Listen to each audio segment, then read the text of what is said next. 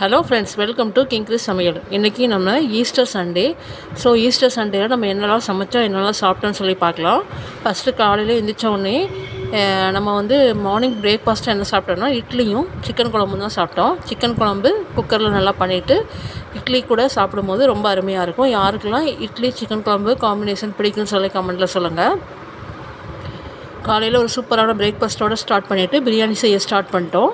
பிரியாணிக்கு தேவையான பொருட்களை எல்லாம் கட் பண்ணி வச்சுருக்குறோம். கட் பண்ணிவிட்டு அதை நல்லா வதக்கிட்டு தேங்காய் பால் ஊற்றி தான் பிரியாணி வைக்கிறோம். கூடவே தயிர் பச்சடி சேர்த்துக்கிட்டோம். நம்ம ரொம்ப நல்லாயிருக்கும். இந்த பிரியாணி ரெசிபி வேணும்னா நான் ஐ கார்டில் கொடுக்குறேன், நீங்கள் செக் பண்ணி பார்த்துக்கோங்க.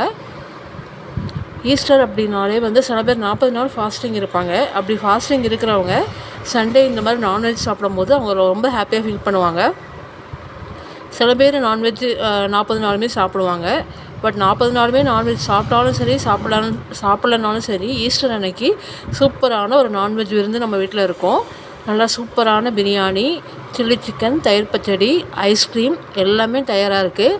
நாங்கள் நல்லா ஈஸ்டர் அன்றைக்கி நல்லா சாப்பிட்டோம். யாரெல்லாம் இந்த மாதிரி நீங்கள் ஃபெஸ்டிவல் அன்றைக்கி நல்லா சாப்பிடுவீங்கன்னு சொல்லி கமெண்ட்டில் சொல்லுங்கள். தேங்க்யூ ஃபார் வாட்சிங்.